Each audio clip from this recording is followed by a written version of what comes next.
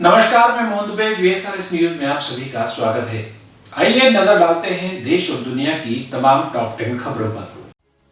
राजनीतिक इतिहास में पहली बार कांग्रेस यूपी में महिलाओं के लिए अलग से मैनिफेस्टो यानी घोषणा पत्र लेकर आई है। घोषणा पत्र को शक्ति विधान नाम दिया गया है। प्रियंका गांधी ने कहा कि सरकारी नौकरियों में महिलाओं को 40% आरक्षण मिलेगा, साथ ही 10 लाख रुपए तक मुफ्त इलाज भी दिया जाएगा।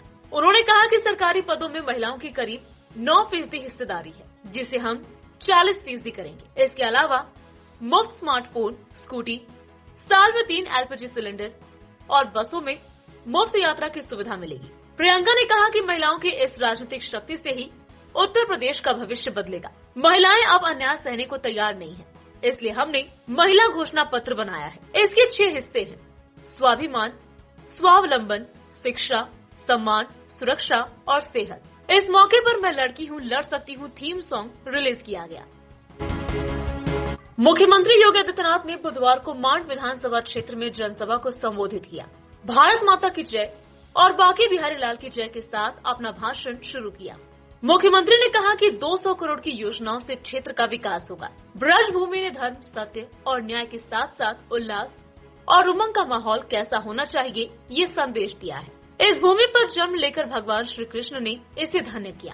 अपनी लीलाओं के माध्यम से भगवान श्री कृष्ण ने 5000 साल से ही आज की पीढ़ी को नई दिशा देने का काम किया था। यहाँ के कण कण और रज रज में भगवान की लीला विराजमान है। पूर्व की सरकारों ने ब्रजभूमि को ही नहीं बल्कि पूरे उत्तर प्रदेश को बदनाम किया है। उत्तर प्रदेश बाबा विश्वनाथ की भूमि है, मर्यादा पुरुषोत्तम श्री राम श्री कृष्ण की भूमि है, कुंभ की भूमि है। उन्होंने समाजवादी पार्टी, कांग्रेस और बहुजन समाज पार्टी पर कोरोना के समय होम आइसोलेशन में रहने का तंज कसते हुए कहा कि अभी कुछ और साल आइसोलेशन में रहें, सत्ता नहीं मिलने वाली। भारत ने ब्रह्मोस सुपरसोनिक क्रूज मिसाइल के वायु संस्करण का सफलतापूर्वक परीक्षण किया। इस मिसाइल का परीक्षण ओडिशा के चांदीपुर परीक्षण रेंज सुपरसोनिक लड़ाकू विमान सुखोई 30 MKI से किया गया। DRDO ने इसकी जानकारी दी। DRDO ने बताया कि ये परीक्षण ब्रह्मोस के विकास की अहम कड़ी है। ये देश के भीतर वायु संस्करण ब्रह्मोस मिसाइलों के उत्पादन के लिए प्रणाली को मंजूरी देता है। इस मिसाइल के सफल परीक्षण के बाद भारतीय वायुसेना की शक्ति में और ज्यादा इजाफा होगा। राष्ट्रपति रामनाथ कोविंद ने बुधवार को 22वें मिसाइल वेसल स्क्वाड्रन को विशिष्ट सेवा के लिए राष्ट्रपति मानक से सम्मानित किया। इसी इकाई ने 1971 के युद्ध में पाकिस्तानी नौसेना के जहाजों पर बमबारी की थी और उन्हें डुबो दिया था। राष्ट्रपति ने कहा कि सम्मान स्क्वाड्रन के पूर्व और वर्तमान अधिकारियों द्वारा की गई सेवाओं का प्रमाण है। ये वर्ष मिसाइल वेसल स्क्वाड्रन की स्थापना के 50 वर्षों का भी प्रतीक है। इस स्क्वाड्रन को किलर्स के रूप में भी जाना जाता है। इस स्क्वाड्रन ने पिछले 5 दशकों में समुद्र से विश्वसनीय आक्रामक युद्ध क्षमता बनाए रखी है।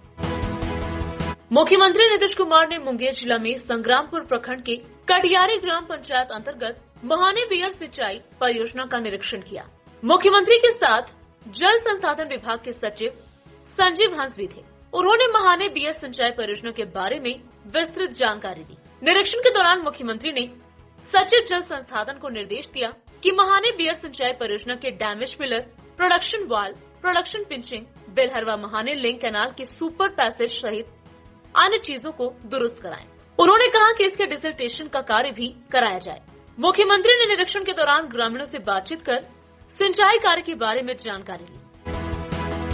सीताराम विवाह पंचमी पर वाराणसी के सुविख्यात संकट मोचन मंदिर में नवाह पारायण पाठ का शुभारंभ हुआ। संकट मोचन मंदिर में आज 108 ब्राह्मणों द्वारा श्री रामचरितमानस का पाठ भी किया गया। इसी के साथ आज से ही मानस सम्मेलन की भी शुरुआत काशी में हो गई।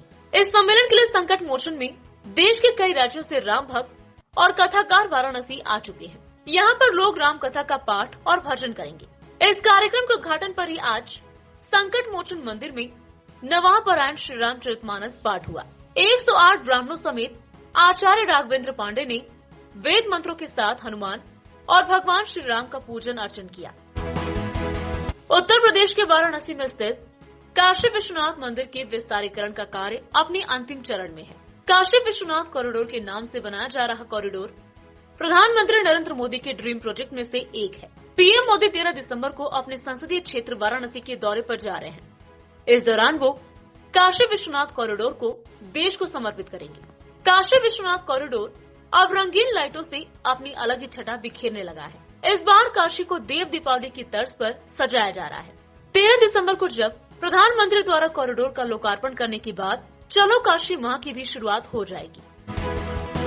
कांग्रेस अध्यक्ष सोनिया गांधी ने महंगाई, बेरोजगारी, राज्यसभा के 12 सदस्यों के निलंबन, टीकाकरण और नागालैंड की घटना को लेकर बुधवार को केंद्र सरकार पर निशाना साधा। उन्होंने कहा कि सीमा पर वर्तमान स्थिति एवं पड़ोसी देशों के साथ रिश्तों पर संसद के मौजूदा शीतकालीन सत्र में पूर्ण चर्चा की जानी चाहिए।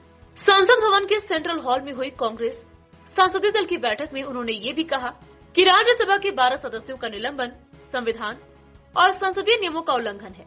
सरकार का ये कदम अप्रत्याशित एवं अस्वीकार्य है। सीपीबी की बैठक में कांग्रेस के पूर्व अध्यक्ष राहुल गांधी, राज्यसभा में नेता प्रतिपक्ष मल्लिकार्जुन खड़गे, लोकसभा में पार्टी के नेता अधीर रंजन चौधरी और पार्टी के कई अन्य सांसद शामिल हुए।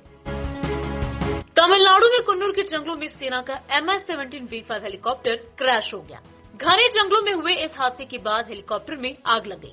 इसमें chief of defence staff general Bipin Rawat समेत सेना के 13 अफसर सवार थे। रावत के साथ उनकी पत्नी मधुलिका भी थी। रिपोर्ट्स के मुताबिक अब तक 11 शव बरामद किए गए हैं, जो कि बुरी तरह से जल चुके हैं। हादसे के करीब 1 घंटे बाद ये जानकारी दी गई कि जनरल रावत को वेलिंगटन के मिलिट्री अस्पताल ले जाया गया है। उनकी स्थिति क्या है, इस बारे में कोई आधिकारिक बयान जारी नहीं किया गया है। कुछ रिपोर्ट्स में दावा किया जा रहा है कि जनरल बिपिन रावत गंभीर रूप से घायल है। रक्षा मंत्री राजनाथ सिंह जनरल रावत के दिल्ली स्थित आवास पर उनके परिवार से मिलने पहुंचे। इस हादसे पर वे संसद में गुरुवार को बयान देंगे। प्रधानमंत्री नरेंद्र मोदी की अध्यक्षता में बुधवार को हुई कैबिनेट की बैठक में 2 बड़े फैसले हुए।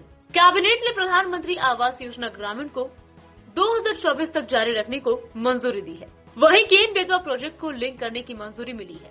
केंद्रीय मंत्री अनुराग ठाकुर ने बैठक के बाद कैबिनेट के फैसले की जानकारी दी। केंद्रीय मंत्री ने कहा, सरकार ने पीएम आवास योजना ग्रामीण के तहत 2.95 करोड़ पक्के मकान देने का लक्ष्य रखा है। इसमें से नवंबर 2021 तक 1.65 करोड़ रुपए के पक्के आवास बनाकर दे दिए गए हैं। इनको मकान बनाने का पैसा जारी कर दिया गया है। बाकी बचे परिवार भी अपने पक्के मकान बना सके। इसलिए प्रधानमंत्री आवास योजना ग्रामीण को 2024 तक जारी रखने को मंजूरी दी गई है।